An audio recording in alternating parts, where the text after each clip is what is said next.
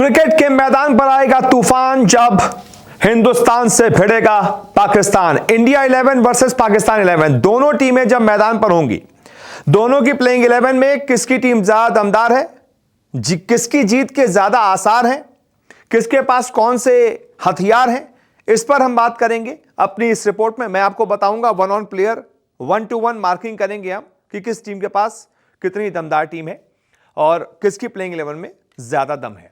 ऐसे में संभावित प्लेइंग 11 पर पहले बात कर लेते हैं, फिर मैं कंपैरिजन करूंगा इंडिया 11 वर्सेस पाकिस्तान 11। पहले इंडिया की संभावित प्लेइंग 11, 15 खिलाड़ी में भाई जाहिर सी बात है 11 खिलाड़ी खेल पाएंगे।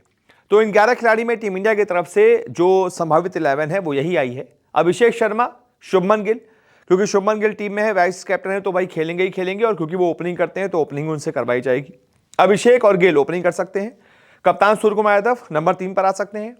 संजू सैमसन को नंबर 4 पर भेजा जा सकता है। इसके बाद तिलक वर्मा टीम में होंगे ही, लेफ्ट आर्म बल्लेबाज हैं, अच्छे मिडल ऑर्डर बैट्समैन हैं। फिर आपके ऑलराउंडर्स की शुरुआत हो जाती है। हार्दिक पांड्या रहेंगे, अक्षर पटेल रहेंगे, यानी कि आपके पास 1 2 3 4 5 6 7 नंबर तक प्रॉपर बैटिंग रहेगी, प्योर बल्लेबाज। इसके बाद वरुण चक्रवर्ती आपके मिस्ट्री स्पिनर, कुलदीप यादव आपके चाइनामैन गेंदबाज, और फिर आपके 2 प्रीमियम पेसर जसप्रीत बुमराह और अर्शदीप सिंह, यानी बैलेंस टीम है। हां, आप ये कहेंगे कि वरुण चक्रवर्ती की जगह पर अगर यहां पर वाशिंगटन सुंदर होते, आपके पास 8 नंबर तक बैटिंग हो जाती, थोड़ी और डीप बैटिंग हो जाती। लेकिन वरुण चक्रवर्ती के 4 ओवर जो कर सकते हैं ना, भले ही ठीक है उनको बैटिंग नहीं आती बहुत ज्यादा, लेकिन वो गेंदबाजी से इतना कर देते हैं कि भाई बल्लेबाजी की जरूरत ना ही पड़े। तो ऐसे में मुझे ये टीम बढ़िया लग रही है, दमदार लग रही है। अब जरा पाकिस्तान की भी संभावित प्लेइंग 11 देख लेते हैं। तो पाकिस्तान की संभावित 11 इस प्रकार है। साहिबजादा फरहान एक अच्छे बल्लेबाज हैं। सैम अयूब, भाई सबको पता ही है, ये अपनी छोटी सी अभी तक उम्र में दिखा चुके हैं कि ये क्या कर सकते हैं। मिचेल स्टार्क को जिन्होंने 6 मारा था ना, वो अभी तक मेरे जहन में है। मोहम्मद हारिस इनके विकेट कीपर, तगड़े बैटर हैं, अच्छे बल्लेबाज हैं, तोड़ू बैटिंग करते हैं। हसन नवाज हैं इनके पास, अभी हाल ही में एक मैच हसन नवाज ने पाकिस्तान को जिताया था। उनके कप्तान आगा सलमान अच्छे बल्लेबाज हैं। मोहम्मद अब्बास उनके एक अच्छे ऑलराउंडर हैं। खुशदिल शाह ये भी अच्छे ऑलराउंडर हैं। फ़हीम अशरफ ये भी अच्छे ऑलराउंडर हैं। फिर आते हैं उनके प्रीमियम पेसर्स शाहीन शाह अफरीदी, हारिस रऊफ, और फिर आखिर में एक जगह के लिए लड़ाई हो सकती है कि भाई आपके पास स्पिनर्स हैं, पहले से ही ऑलराउंडर्स हैं, तो क्या अबरार अहमद को खिलाया जाए या फिर उनकी जगह पर मोहम्मद वसीम जूनियर को खिलाया जाए, जो तेज गेंदबाज हैं। या तो स्पिनर को खिलाया जाएगा या तो एक पेसर को खिलाया जाएगा। मैं चलिए अभी यूएई के विकेट को देखते हुए मैं कहता हूं अबरार अहमद को खिला दिया जाएगा, ठीक है। अब इन दोनों की आपने संभावित प्लेइंग 11 देख ली। अब 1 ऑन 1 बात करते हैं कि दोनों टीमों में कितना दम है। 1-to-1 प्लेयर्स पर बात करते हैं। पहले ओपनर्स पर हमारे पास अभिषेक शर्मा है, तो उनके पास साहिबजादा फरहान है।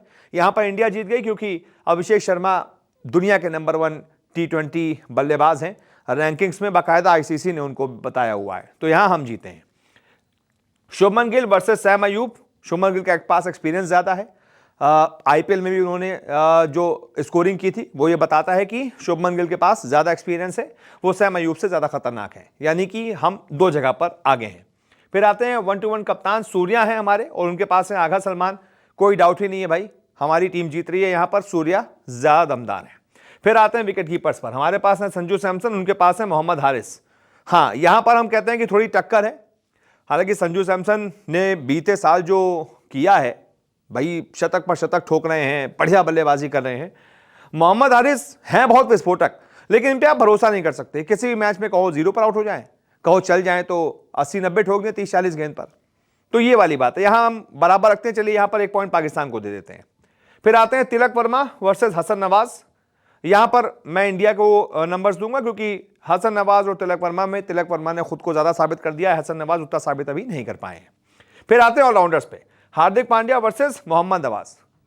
सवाल ही नहीं है भाई, हार्दिक पांड्या बहुत आगे हैं, मोहम्मद नवाज बहुत पीछे हैं, उनको भी बहुत टाइम लगेगा हार्दिक पांड्या की बराबरी करने के लिए, उनके बराबर पर आने के लिए।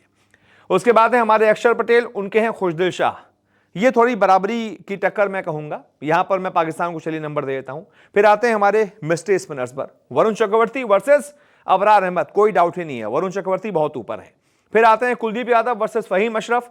यहां पर पाकिस्तान को ज्यादा नंबर जाएंगे क्योंकि T20 में फ़हीम अशरफ गेंदबाजी भी कर लेते हैं, बैटिंग भी कर लेते हैं। कुलदीप यादव मेन एक बॉलर है, तो यहां पर पाकिस्तान को मैं नंबर देता हूं। पाकिस्तान 3 जगह पर आगे है। फिर हमारे premium pacers, Bumrah versus Shaheen. बिल्कुल कांटे की टक्कर है। अपने दिन पर शाहीन भी इंडिया को अपने एक T20 वर्ल्ड कप में अपने बलबूते ही हरा चुके हैं और बुमराह भी कई सारे मैच विनिंग परफॉर्मेंस दे चुके हैं। तो यहां पर मैं बिल्कुल बराबरी के पॉइंट्स दूंगा। फिर आते हैं अर्शदीप वर्सेस हारिस रऊफ। तो यहां पर अर्शदीप ने इंडिया के नंबर 1 T20 गेंदबाज, ये ऐसे ही नहीं है, सबसे तेज इन्होंने 100 विकेट्स लिए हैं। तो इस वजह से यहां अर्शदीप के फेवर में यह गेम जाता है। तो एक तरीके से ओवरऑल देखेंगे तो इंडिया के 7 प्लेयर पाकिस्तान के 7 प्लेयर्स पर भारी हैं और पाकिस्तान के सिर्फ ऐसे 4 प्लेयर्स हैं जो इंडिया पर भारी हैं। तो प्लेइंग 11 1-on-1 मैच करेंगे तो मुझे लगता है कि इंडिया बहुत आगे है पाकिस्तान से और मैच में भी ऐसा ही होना चाहिए, 70-30 ही होना चाहिए, 70 in favour of India, 30 in favour of Pakistan. बहुत बहुत शुक्रिया। आप क्या सोचते हैं कमेंट करके जरूर बताइएगा।